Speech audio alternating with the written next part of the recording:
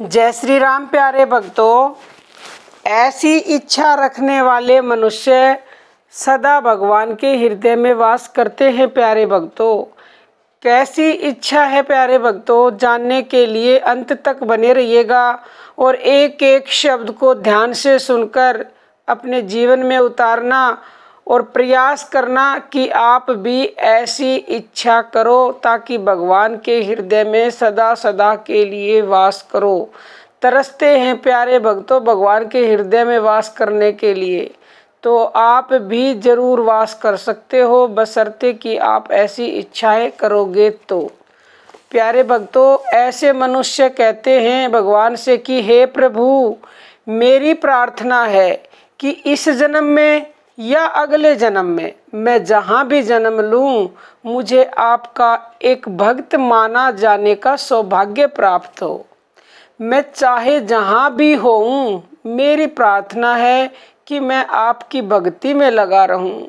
मुझे इसकी तनिक भी परवाह नहीं है कि भविष्य में मुझे कैसा जीवन प्राप्त होगा, क्योंकि मैं देखता हूँ कि गौओं में तथा बछड़ों या ग्वाल बालों के रूप में भी भक्त इतने भाग्यवान होते हैं कि वे आपकी दिव्य प्रेमा भक्ति तथा साहचर्य में लगे रहते हैं।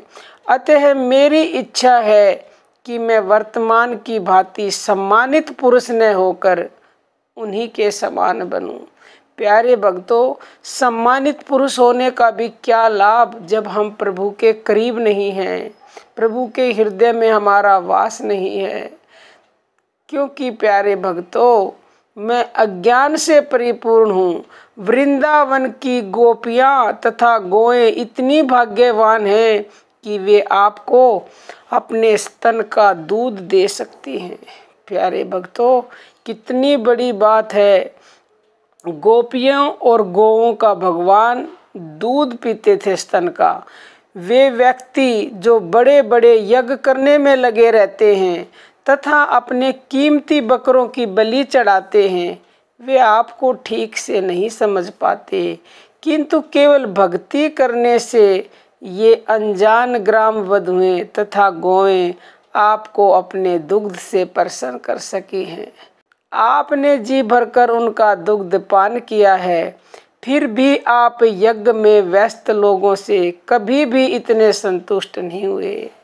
अतः मुझे महाराज नंद, माता यशोदा यथा गोपियों के भाग्य पर आश्चर्य हो रहा है, क्योंकि आप परम सत्य श्री भगवान के रूप में उनके अत्यंत प्रिय पात्र हो।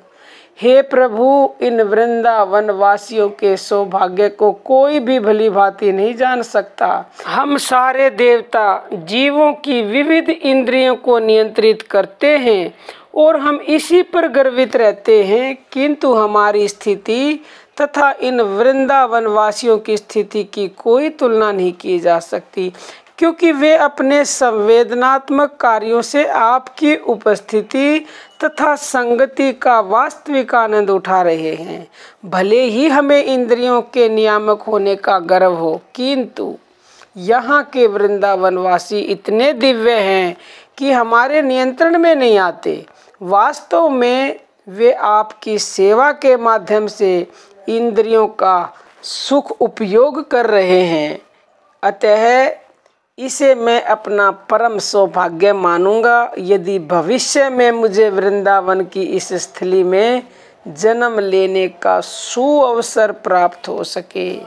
तो प्यारे भक्तों, आप भी ऐसी इच्छा रखेंगे तो भगवान के हृदय में वास करेंगे और अवश्य ही अगला जन्म आपका भगवान के बिल्कुल करीब रहकर बीतेगा, बिल्कुल करीब रहकर।